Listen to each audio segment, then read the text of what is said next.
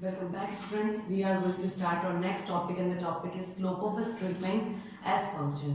अगर आपको याद हो तो हमने प्रीवियस क्लास में जो है स्लोप ऑफ सी फंक्शन पढ़ा था, यानी slope of C line function पढ़ा था, जिसे हम लीनियर सी फंक्शन के नाम से जानते थे या लीनियर एस लाइन सी लाइन बोलते थे। ठीक है, यहाँ पे वैसा ही एक टॉपिक है जिसको हम एस लाइन के नाम से, लीनियर एस लाइन के नाम से बोलते हैं। देखिए, slope of a straight line S function is constant, so MPC is constant. जब भी आपका slope of S line straight line में होगा, कैसा होगा याद देखिएगा। अगर आपको याद हो तो हम कुछ इस तरीके का डायग्राम बनाते हैं। ठीक है, ये माइनस वाला पोर्शन होता है, ये प्लस वाला पोर्शन होता है। माइनस से स्टार्ट होता है, एक जगह कट करता है, और एस लाइन फंक्शन इस तरीके से होता है। जब भी ये इस शेप में होगा या इस स्लोप में ये होगा, तब एमपीसी कांस्टेंट रहेगी, सॉरी एमपीएस कांस्टेंट रहेगी, ऐसा इसका कहना है। ऐसा इसलिए होता है कि अगर हमने सी फंक्शन पढ़ा था और उसमें याद हो आपको, तो हमने देखा था कि जब एस लाइन सी फंक्शन हम पढ़ रहे थे तो उसमें बताया था कि जैसे जैसे इनकम इंक्रीज होती है, कंजप्शन भी इंक्रीज होता है। ठीक है, तो ये पॉजिटिवली एक दूसरे से रिलेटेड होते हैं, और पॉजिटिवली रिलेटेड होने की वजह से जब इनका स्लोप इस शेप में चला जाता है तो कांस्टेंट बढ़ने की प्रवृत्ति इनके अंदर देखी जाती है। तो यहाँ पर यही है कि जैसे जैसे आपका इनकम इंक्रीज होगा, रेस्पॉन्सिबिलिटी में एस भी इंक्रीज होगा। ठीक है, अब जब y इंक्रीज हुआ है तो सी भी इंक्रीज हो रहा है, सी इंक्रीज होने के रेस्पॉन्स में एस भी इंक्रीज हो रहा है। ठीक है, यानी सी जो है जितना कम इंक्रीज होगा, एस उतना ही ज्यादा इंक्रीज होगा। तो यहाँ पर है, जब हमारा सी और y का जब हम कंजप्शन फंक्शन पढ़ते थे तो पॉजिटिव रिलेशन था, अपवर्ड स्लोप था।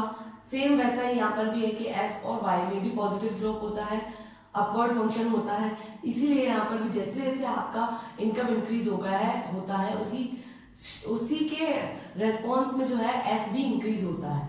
तो जैसे जैसे आपकी इनकम इंक्रीज होगी, वैसे वैसे कंटिन्यूसली अगर एस भी इंक्रीज हो रहा है और जो उसकी इंक्रीज होने की रेट है वो सेम है, तो इसको हम कांस्टेंट एमपीसी कहते हैं। और ये जो है इसका स्लोप हमेशा स्ट्रेट लाइन होता है, जिसे हम लीनियर सेविंग फंक्शन के नाम से भी जानते हैं। बहुत सिंपल है कि जैसे जैसे y इंक्रीज होता है वैसे वैसे s भी इंक्रीज होता है। ये तो आपको पता है, पॉजिटिव स्लोप है इसलिए पॉजिटिव रिलेशन है, इसलिए y इंक्रीज होने पर s भी इंक्रीज होगा। लेकिन y के रेस्पॉन्स में s इंक्रीज होता है। अगर s की इंक्रीज होने की रेट जो है वो सेम होती है तो एमपीसी कांस्टेंट, एमपीएस कांस्टेंट रहने वाला है। इसका स्लोप जो होगा वो हमेशा स्ट्रेट लाइन में होगा, और इसे हम लीनियर सेविंग फंक्शन के नाम से भी जानते हैं। इसका जो मैटर अगर आपको चाहिए तो एज इट इज आप सी फंक्शन से इसका मैटर ले सकते हैं। यानी सी फंक्शन में जब आप लीनियर सी फंक्शन पढ़ रहे थे, लीनियर सी लाइन फंक्शन पढ़ रहे थे, एज इट इज ले सकते हैं, सी को हटा के एस लिखना है। ठीक है, उसके बाद हमने एलिजिबिलिटी प्रेजेंटेशन देखी थी, एक सी फंक्शन में भी देखी थी, एस फंक्शन में भी देखेंगे। एस फंक्शन में क्या होगा, सी bar plus 1 minus B Y. ठीक है, आपको अगर याद हो तो हमारा सी का ये था, सी बार प्लस बी वाई, यही था। इसको हमने ट्रांसफॉर्म किया है एस की तरफ से। ठीक है, तो यहां आ जाएगा S equals to C bar plus 1 minus B Y. अब आप पूछेंगे कि ये 1 माइनस बी क्या है, ये क्या है, तो आपको सी फंक्शन का पुराना याद होगा, मैं आपको फिर से याद दिला दूं।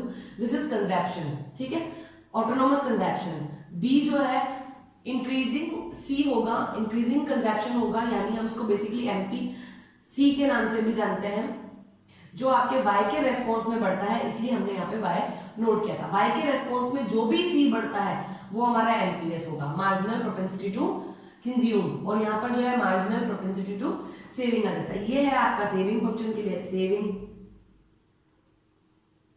ठीक है, एंड सी बार जो है वो आपका बहुत ही सिंपल है, ऑटोनोमस है आपका, तो इसको हमने ऑटोनोमस कंजप्शन कह दिया। ऑटोनोमस के लिए मैंने स्मॉल a यूज किया है। ठीक है, 1 माइनस बी क्या है, 1 माइनस बी होता है आपका एमपीएस। ये भी y के रेस्पॉन्स में बढ़ता है, इसलिए हमने यहाँ y लगाया। 1 माइनस बी हमने इसलिए लगाया है एमपीएस। किसके लिए लगाया है, एमपीएस के लिए।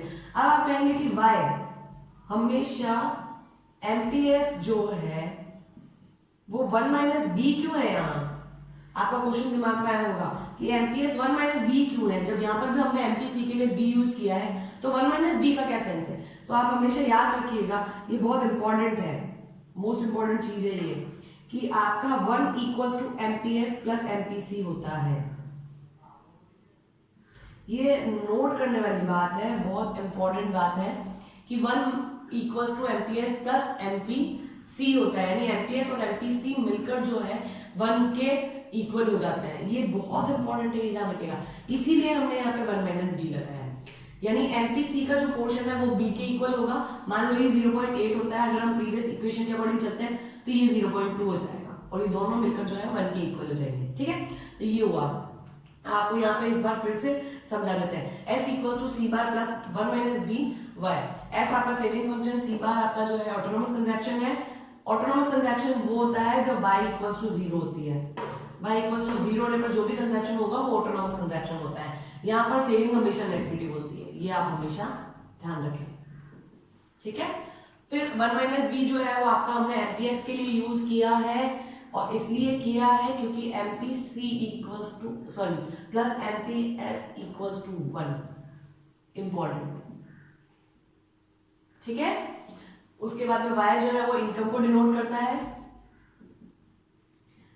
और ये रेस्पॉन्सिबल इनकम को डिनोट करता है। c equals to 20 plus 0.8y, ये जो है इक्वेशन हमने कंजप्शन की है, कंजप्शन फंक्शन की इक्वेशन है जो हमने प्रीवियसली ली है। ठीक है, इसको हम ट्रांसफॉर्म करने वाले हैं। s equals to autonomous consumption है, इसलिए हमने इसको -20 कर दिया सेविंग्स के थ्रू। ठीक है, प्लस 1 माइनस 0.8y। ठीक है, इसको सॉल्व कर रहे हैं हम, ऐसा भी सॉल्व कर सकते हैं। तो ये 20 आ गया आपके सामने, इक्वल्स टू 0.2। ये जो है वो आपका ऑटोनोमस कंजप्शन होगा y इक्वल्स टू 0 पर, इसको हम कह सकते हैं नेगेटिव सेविंग। ठीक है, प्लस ये जो बचा हुआ हिस्सा है ये आपका एमपीएस का है। एमपीएस का है क्यों? जब आपकी 0.8 जो होती है वो एमपीसी होती है, तो ये आपका एमपीएस होगा। ये है आपका प्रेजेंटेशन। अगर आपको फिर भी कोई प्रॉब्लम आती है तो आप पूछ लीजिएगा, बहुत सिंपल है, एक बार पढ़िए, नहीं समझ में आता है, बहुत सारी प्रॉब्लम्स आती है तो एक बार आप फिर से कंसल्ट कर सकते हो। ओके स्टूडेंट्स, हमने यहाँ पे 2 टॉपिक पढ़े हैं। देखिए मैं आपको क्लियरली बता देती हूँ, ये टॉपिक इतना इंपॉर्टेंट नहीं है, ये टॉपिक इंपॉर्टेंट है। इस टॉपिक का सबसे इंपॉर्टेंट चीज ये होती है कि y MPS equal to 1 minus, इसका जो क्वेश्चन बनता है वो इस तरीके से बनता है, y MPS equal to 1 minus b, ये आपका क्वेश्चन आएगा। ऐसा क्यों है? ऐसा इसलिए है क्योंकि एमपीएस और एमपीसी मिलकर इक्वल हो जाते हैं 1 के। कैसे होगा ये आपको यहाँ पर प्रेजेंटेशन देख के पता चल जाएगा। 20 को जब आप इसमें ऐड करेंगे तो आपके 0. एमपीएस की वैल्यू लिखेंगे तो आपके 0.8 आएगी, और उसकी एमपीसी की वैल्यू जो है 0.8 ऑलरेडी है, एमपीएस की वैल्यू हमने निकाली 0.2, दोनों को ऐड करेंगे तो 1 के इक्वल हो जाएगी। ये आपका प्रेजेंटेशन है। अगर फिर भी कोई प्रॉब्लम आती है तो आप पूछ लीजिएगा। Okay students, thank you.